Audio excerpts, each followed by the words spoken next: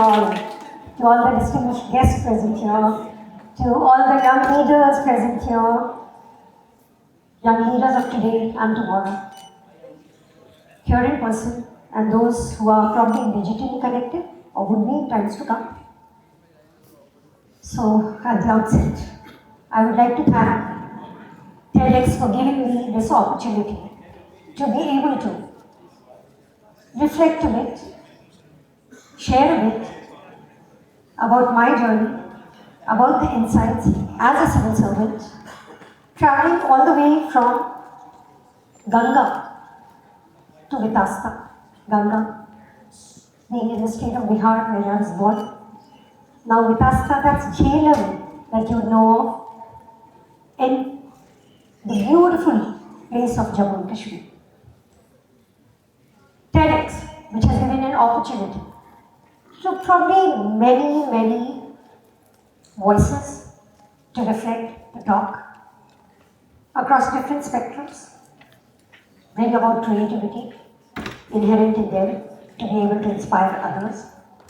Also, voices, probably of many IAS officers who have spoken about their journey before me as to how they cracked the exam, how they were successful.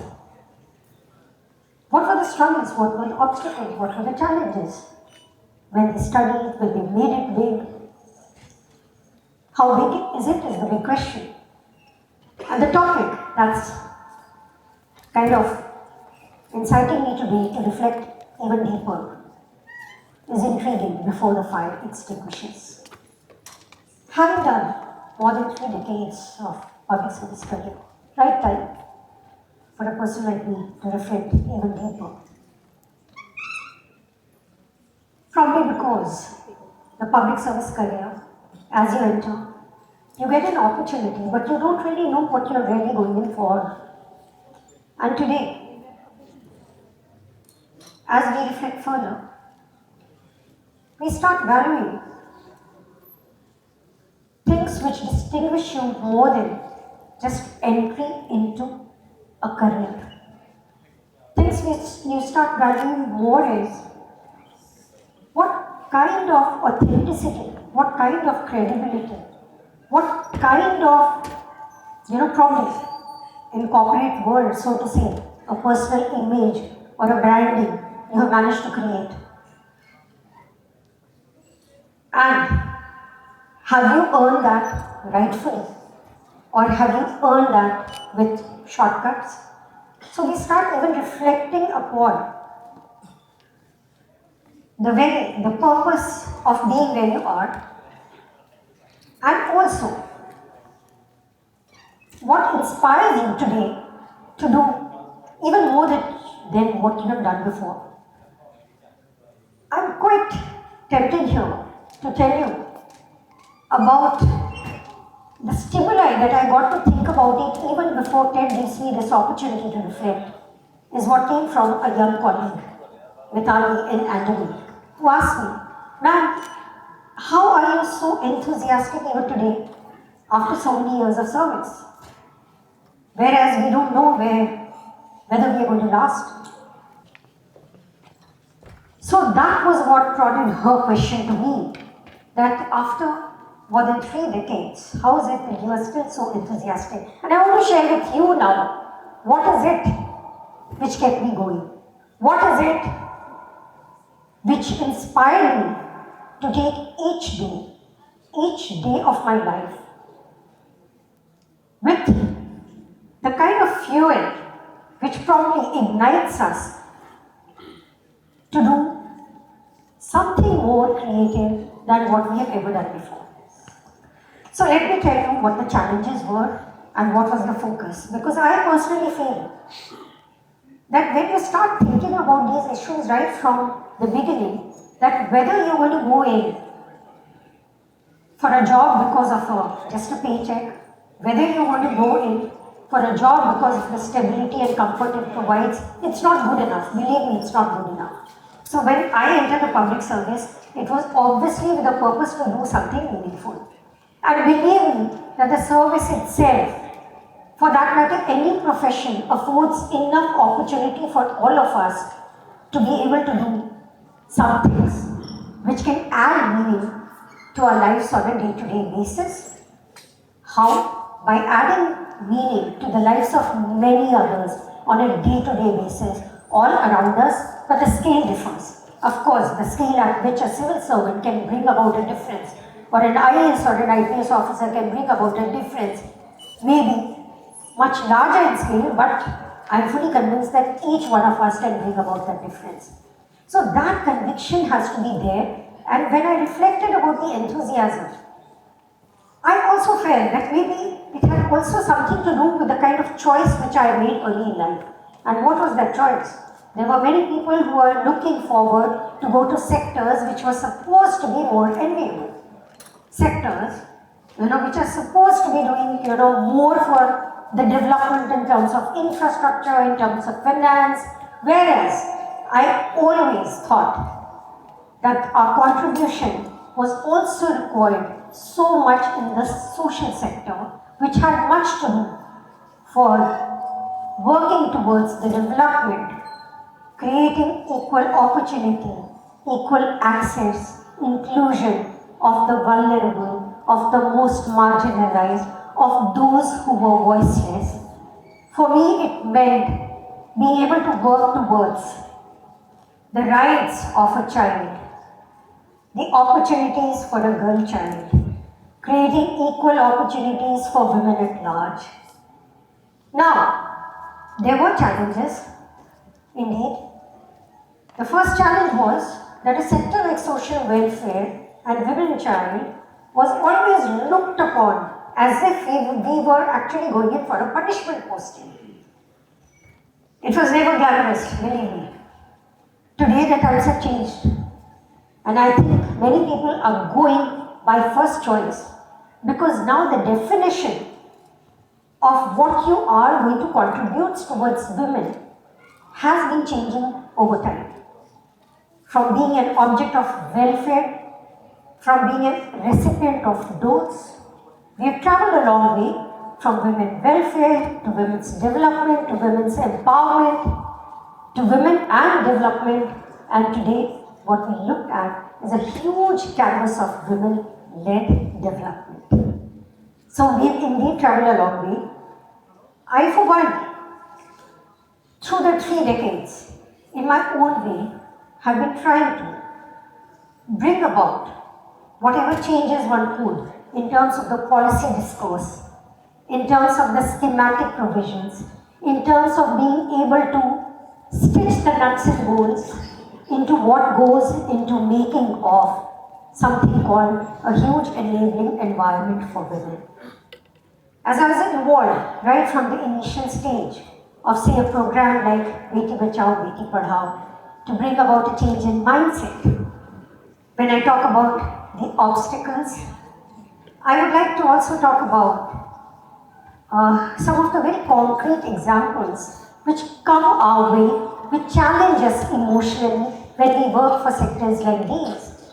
For example, the case of a little girl, not yet 16, with a child from unknown fathers, but the parents would not consent to have the child, the fetus, aborted, for again their own different kind of vested interest, because they were the ones who always encouraged customers to come to the child. So the decision as a secretary of social welfare, WCD, neared me to be looking at the rule books and yet be able to find a way in which we could protect the best interests of the child, and the decision was to actually have the child, the fetus, eliminated in good time without causing damage to the girl's health. The challenges which come in the way, it must be understood that social sector is no rocket science. There are no quick fix solutions. Each case is different. The challenge is also to do with the mindset of what people understand about women's welfare or women's empowerment, women's development notion as a whole. The challenge came my way when I used to travel through the Government of India program, the National Mission for Empowerment of Women. I remember 2013 traveling to a Gram Panchayat in Rajasthan where one of the Gram Panchayat secretaries starts telling the women who were talking to me about their problems related with toilet, water, school for the girl child, access road leading towards the school or their homes. What the Panchayat Sachiv tells them, look, madam is representing the National Mission for Empowerment of Women. So talk to her only about empowerment of women. Why these issues? So this is the way in which the mindset change had to be, seen where people understood probably women's empowerment as only an issue which needed to be paid just lip service, advocacy, speeches. But as I say, I'm proud here to say that we've traveled a long way where beyond just the notion of, again, welfare, beyond the notion of probably looking at gender equality in terms of just, a topic for seminar. Now today we see many concrete schemes across different departments, across different ministries, which are moving towards substantive gender equality, substantive ways of creating better opportunities for women, be it the Ujjwala scheme, be it the Jan Dhan scheme, be it creating toilets at home, be it giving more resources in terms of housing for women.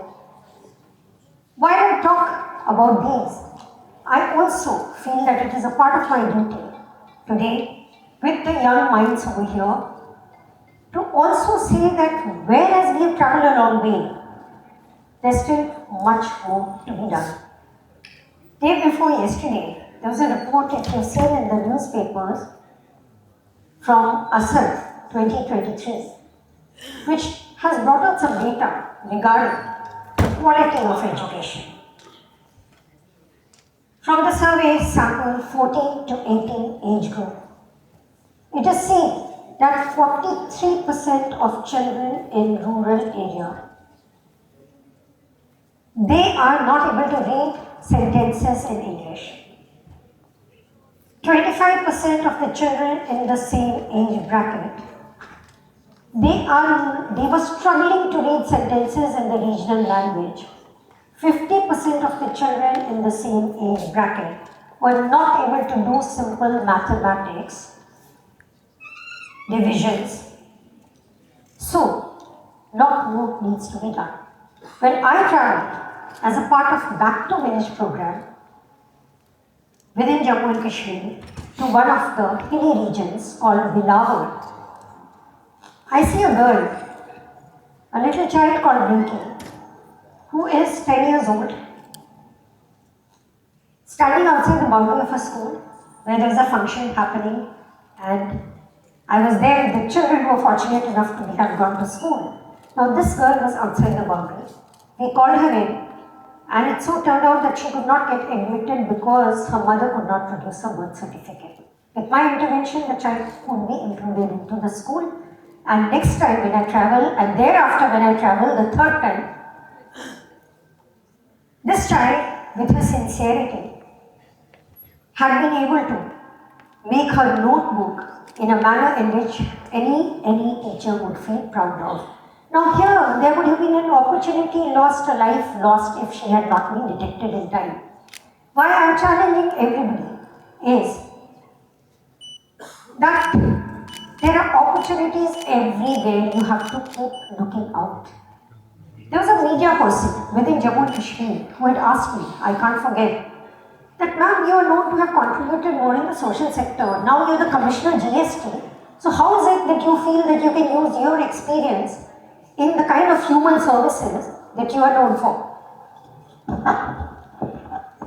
So this case of Rinki, when this was brought out, and it somehow appeared in the media also, the same person was very happy that ma'am, now we know that any hand that we adopt, it is possible to reach out to those who are probably excluded because the environment was not sensitive enough.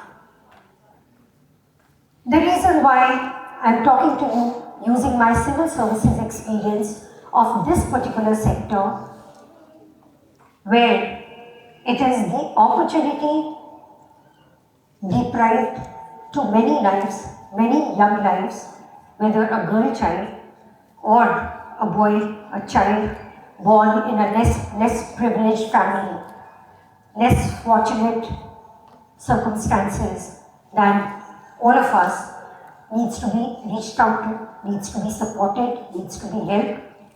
As an IAS officer, it was not that all the time I will be doing something which required as a mandate to be pushing for education or health. Yet, the moment you have that sensitivity in you, I am fully convinced that no matter what profession, we would be in a position to make the lives of many people better than what it is. And I would like to now end with just a quote, and that's why probably I have this beautiful diary that let's start the journey, because every day of my life I do feel excited enough as if I'm beginning a new journey. And what the quote was, it's more than a quote. Before the fire extinguishes, so I thought of this beautiful poem, एक गजल का नगमा भी आप कह सकते हैं, दुष्यंत कुमार जी ने जो लिखी है, जिसमें यह बात आती है कि सिर्फ हंगामा खड़ा करना मेरा मकसद नहीं, मेरी कोशिश है कि सूरत बदलनी चाहिए। यदि मेरे सीने में नहीं तो तेरे सीने में ही सही, हो कहीं भी आग, लेकिन आग जलनी चाहिए।